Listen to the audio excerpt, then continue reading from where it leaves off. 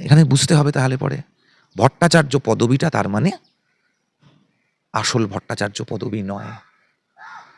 প্রশ্নটা একটাই, আপনার বাবা গরু খেতেন, আপনার ঠাকুরদাদা গরু খেতেন, আপনার বাপ ঠাকুরদা গরু খেতেন?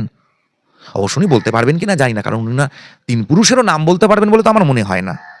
এই কাজগুলো এই কথাগুলো তারাই বলে যারা ঠাকুরদাদার পরে বাপ ঠাকুরদার নাম বলতে পারে না। এবার আপনি জিজ্ঞাসা করে দেখবেন, আমাদের জিজ্ঞাসা করুন, আমরা 10 পুরুষ অব্দি নাম। সব থেকে বড় জঙ্গিরা হচ্ছে কমিউনিস্ট পার্টি। জঙ্গিদের সঙ্গে আরে ওদের নেতা সীতারাম ইয়েচুরি গিয়েছিল হাত মেলাতে, ভুলে গেছেন? ভারত তেরে টুকরে হোঙ্গে ইনশাল্লাহ ইনশাল্লাহ যারা বলেছে, ভারত কি বরবাদি তাক জং রহেগি যারা বলেছিল, তাদের পাশে গিয়ে দাঁড়িয়েছিল ওদের নেতা, এই বিকাশ ভট্টাচার্যের নেতা, বিকাশ ভট্টাচার্যের বাপ সীতারাম ইয়েচুরি। বাংলাদেশ নেই কেন বলুন তো? কমিউনিস্ট পার্টি ও পাকিস্তান নেই কেন বলুন তো? চায়নার বিরুদ্ধে কথা বলতে পারছেন না কেন? চায়নার যখন উইঘুর মুসলমানদের বিরুদ্ধে যে যে কাজগুলো করছে। তিব্বতের স্বাধীনতা নিয়ে কমিউনিস্ট পার্টিকে একটা শব্দ বলতে দেখেছেন? কারণ বাপেরা দখল করে আছে, বাপ দখল করে আছে, তাই জন্য চায়নার বিরুদ্ধে বলার মতন দম নেই, বলতে পারছে না। কাশ্মীর মাঙ্গে আজাদি বলতে পারছে, কিন্তু আমাদের বাড়িও যাবে, আমাদের 14 পুরুষের ভিটে মাটি চলে গেল, আবার এখানে এসে আমরা আবার জুতো ঝাঁটা খাবো, এসব চ্যাংড়ামি বিকাশ রঞ্জন ভট্টাচার্য করতে হতে চলে যাক ওখানে, ওখানে গিয়ে করুক। থাকতে পারলো না কেন? ওদের নেতাগুলো ওখানে থাকতে পারলো না কেন? এই কথাগুলো বিকাশ রঞ্জন ভট্টাচার্যের যে বাপগুলো ছিল, জ্যোতি বসু, প্রমোদ দাশগুপ্ত, আমরা তো বিকাশবাবুর কাছ থেকে শিখবো না। দেশ ধর্মের ভিত্তিতে বিভাজন হয়েছে, মাইক লাগাবে বলে, শরিয়া চালাবে বলে পাকিস্তান এবং পূর্ব পাকিস্তান, পশ্চিম পাকিস্তান, পূর্ব পাকিস্তানের জন্ম হয়ে গেছে। যা করার ওখানে গিয়ে করো। নিউজ 16 ভারত, রাজনীতির অন্তরালে সত্যের সন্ধানে। একটা বিষয়টা একটু কথা বলার চেষ্টা করবো, যেমন মন্দির মসজিদে প্রত্যেকদিন দুর্গাপূজায় মাইক বাজে বুঝি? প্রত্যেক দিন বাজে? আর কে বলবে দুর্গাপূজায় মাইক বাজানোর জন্যই তো দেশ আলাদা পার্টিশন হয়ে গেছে।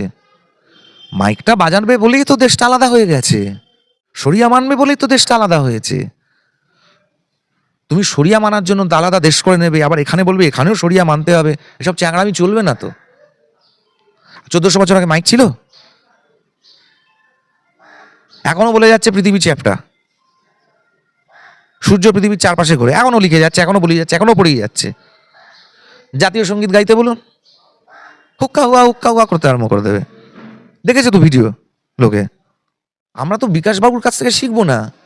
দেশ ধর্মের ভিত্তিতে বিভাজন হয়েছে, মাইক লাগাবে বলে, শরিয়া চালাবে বলে পাকিস্তান এবং পূর্ব পাকিস্তান, পশ্চিম পাকিস্তান, পূর্ব পাকিস্তানের জন্ম হয়ে গেছে। যা করার ওখানে গিয়ে করো। একা আমরা তো সব ঠেকা নিয়ে বসে নেই না। আমাদের জমিও যাবে, আমাদের বাড়িও যাবে, আমাদের 14 পুরুষের ভিটে মাটি চলে গেল, আবার এখানে এসে আমরা আবার জুতো ঝাঁটা খাবো, এসব চ্যাংড়ামি বিকাশ রঞ্জন ভট্টাচার্য করতে হতে চলে যাক ওখানে, ওখানে গিয়ে করুক। থাকতে পারলো না কেন? ওদের নেতাগুলো ওখানে থাকতে পারলো না কেন? এই কথাগুলো বিকাশ রঞ্জন ভট্টাচার্যের যে বাপগুলো ছিল, জ্যোতি বসু, প্রমোদ দাশগুপ্ত, শ্যামল চক্রবর্তী, সুজন চক্রবর্তী, ইলা মিত্র, এরা ওখানে দাঁড়িয়ে বলতে পারেনি কেন? ধুতিটা তুলে পালিয়ে এলো কেন?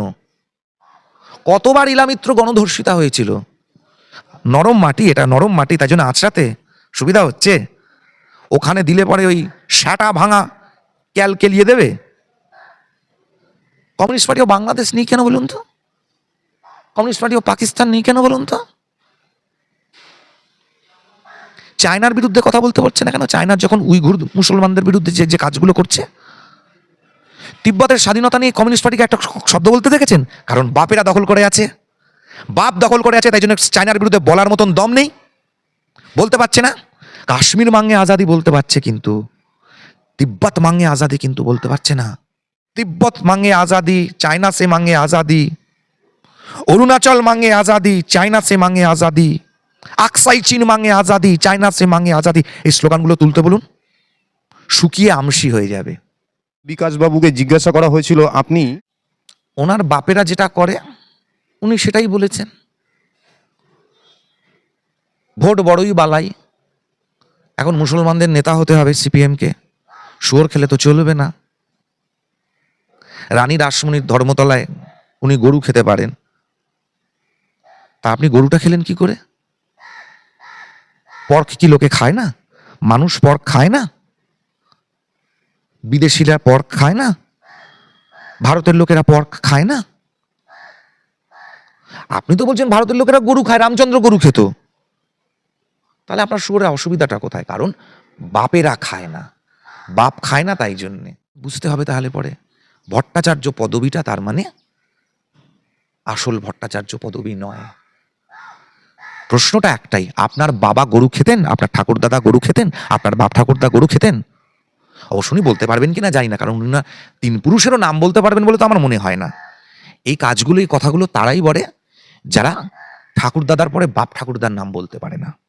এবার আপনি জিজ্ঞাসা করে দেখবেন, আমাদের জিজ্ঞাসা করুন, আমরা 10 পুরুষ অব্দি নাম বলে দিতে পারবো, কিন্তু সিপিএম এর কাউকে জিজ্ঞাসা করুন তো, বলতেই পারবে না, পারবেই না বলতে। হেগে কুঁথে বড় পিসিমাকে একটা ফোন করো, কাকা দাদুকে একটা ফোন করো তো দেখি উনি জানেন কিনা। এটা করবেন জন্যই তো পূর্বপুরুষে বিয়ে পইতে শ্রাদ্ধ শান্তির সময় এদের জন্যই তো আগে 7 পুরুষের নাম নেওয়া হতো, তারপর সেটা নেমে দাঁড়ালো 5 পুরুষ, তারপরে সেটা এখন নেমে দাঁড়িয়েছে 3 পুরুষ। এই কারণে তারপর দেখবেন দুদিন পরে আর কোনো পুরুষ থাকবেই না। এই জন্য সঞ্জীব তীর্থঙ্করকে হত্যা করা হয়, তাদের বাড়ির সামনে থেকে তাদেরকে তুলে নেওয়া হয়, কীর্তনের মাঝখান থেকে, কীর্তনের ইয়ের মধ্যে থেকে তাদেরকে তুলে নিয়ে চলে যাওয়া হয়। 15 দিন পরে তাদের মৃতদেহ পাওয়া যায় ওই নবগ্রামের রেল লাইনের ধারে, বর্ধমান কলকাতা কড লাইন। জ্যোতিবাবু কি বলেছিলেন? চরিত্রের দোষ দিয়ে দিয়েছিলেন, আত্মহত্যা করেছে। যে কথাটা মমতা বন্দ্যোপাধ্যায় বলতেন, ওই একই কথা জ্যোতি বসুও বলেছিলেন সঞ্জীব তীর্থঙ্করের। সব থেকে বড় জঙ্গিরা হচ্ছে কমিউনিস্ট পার্টি। জঙ্গিদের সঙ্গে, আরে ওদের নেতা সীতারাম ইয়েচুরি গিয়েছিল হাত মেলাতে, ভুলে গেছেন? ভারত তেরে টুকরে হোঙ্গি ইনশাল্লাহ ইনশাল্লাহ যারা বলেছে, ভারত কি বরবাদি তাক জং রহেগি যারা বলেছিল, তাদের পাশে গিয়ে দাঁড়িয়েছিল ওদের নেতা, এই বিকাশ ভট্টাচার্যের নেতা, বিকাশ ভট্টাচার্যের বাপ সীতারাম ইয়েচুরি। ও বড় বড় লেকচারবাজি মারছে। ওর নিজের কতগুলো জঙ্গিদের সাথে যোগাযোগ আছে, পরবর্তীকালে বেরোবে না তার গ্যারেন্টি কে দেবে? ওদের দলের লোকেরা ওই শিমুলতলায় কেন যায় বলুন তো এত, মাওবাদীদের সাথে দেখা করতে? মমতা গভর্নমেন্টের কাছে খবর ছিল না? বাম নেতা সব্যসাচী চ্যাটার্জি। তো আমরা তো সেজন্যই বারবার করে বলি, communist party is the face of political Islam. ইসলাম ও রাষ্ট্র কনসেপ্টে বিশ্বাস করে না, খালিফাত বিশ্বাস করে। ওদের রাষ্ট্র কনসেপ্ট মানে হচ্ছে দারুলে আমান, দারুলে হার্ব আর দারুলে ইসলাম। কমিউনিস্ট পার্টি সেটাই করে। কেন কমিউনিস্ট পার্টি ভারতকে বিভাজিত করার পক্ষে ছিল? কারণ ভারতবর্ষে যদি কমিউনিস্ট পার্টি ভারতকে বিভাজন করার পক্ষে এই কারণে ছিল, যদি ওরা বিভাজন না হতো ভারতবর্ষ, তাহলে কমিউনিস্ট পার্টির কোনো অস্তিত্ব থাকতো না। কারণ কমিউনিস্ট পার্টির সেকেন্ড ফোর্স ছিল না কংগ্রেসের প্রেশার পয়েন্ট হিন্দু মহাসভা, আর একদিকে মুসলিম লীগ। তাহলে ভারতবর্ষে তো দুটোই রাজনৈতিক দল থাকতো, একটা কংগ্রেস, একটা মুসলিম লীগ। কমিউনিস্ট পার্টির কোনো অস্তিত্ব থাকতো না। কিন্তু প্রত্যেকবার এক জিনিস কাজ করে না, 21শে রাম 26শে বাম, ওই একই কনসেপ্টে ছিল ওদের স্লোগান। নিউজ 16 ভারত, রাজনীতির অন্তরালে সত্যের সন্ধানে।